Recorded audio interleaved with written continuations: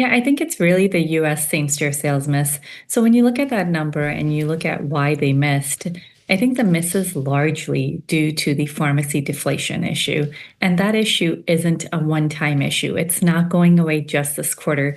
Last quarter, it was a 100 basis point impact to the comp sales.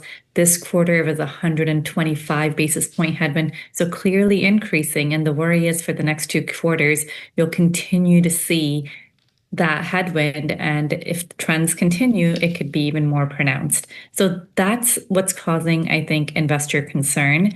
And the other thing is when you look at the comp, right, the comp that Walmart has, a US comp, if you strip out e-commerce, the comp is negative. So what does that mean for the stores business? I would, I don't think negative is so negative because online is supported by the stores. Walmart's online business wouldn't be growing at a 20% plus clip for the last so many quarters that I can remember if they didn't have the store base. So I think they do go hand in hand in terms of the way they operate. Okay, but what comes next? I mean, how do they navigate this miss?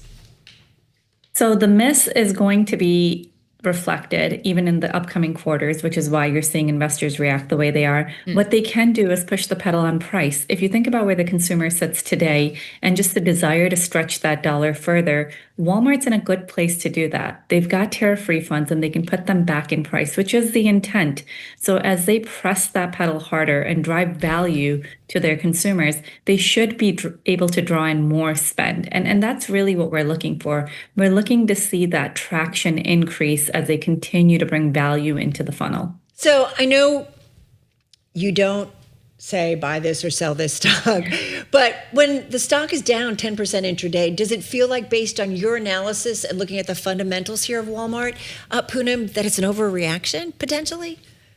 Well, I think it's a temporary overreaction in that it's not driven by the underlying fundamental health of the business, right? So the pharmacy deflation isn't something that's related to execution or a miss from Walmart or that consumers aren't buying pharmacy there. So that's not the issue. So the underlying health of Walmart, I think, remains very much intact.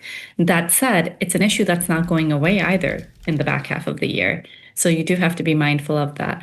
And in terms of, where Walmart trades, outside of the buy, hold, sell, when you look at the Walmart multiple, it's clearly at a premium to where it's traded in the past. And part of that premium is deserved because of its increasing online penetration and growth that it's had. And I don't expect that to slow. So when I think of the Walmart business, I think e-commerce, advertising are going to be two big pillars of it that are going to drive exponential growth for the coming years. We have to ask you about what the earnings results say about the consumer. I mean, you watch Walmart, but you have a really good read on a lot of other retail names out there. What is the takeaway on the state of the consumer from these results? I think the consumer is stretched. I mean, especially when you look at the low value, the low end consumer, they are trying to maximize every dollar that they have. And that continues as we move into the most important selling season of the year, which is holiday and back to school. So I do think they're making choices. I think they're making trade-offs. I think they're looking at private label. And I don't see that going away, especially in the current environment that we're in, where gas prices are high. But remember, we're going into heating season. Right, in October. So heats are going to start to turn on, electric and utility bills will go higher. So the consumer will only get more and more strapped if we see the continued impact from higher gasoline prices and oil prices. I always find it interesting, Poonam, when I see the headline from Walmart, they see continued growth from their wealthier consumers. Is that becoming, this came from the CEO, is that increasingly becoming a bigger part of Walmart in terms of driving, or is it still small? So I think you have to think about, where is that wealthier consumer coming into Walmart from? My impression is that it's not in the stores, it's in the online channel. So it's the Walmart Plus part of the business that is growing at materially higher rates than its store business. So when you think of the mix and where the growth is coming from, I think it naturally makes sense that it would be a more affluent consumer because that's who's shopping online and paying for that Walmart Plus membership.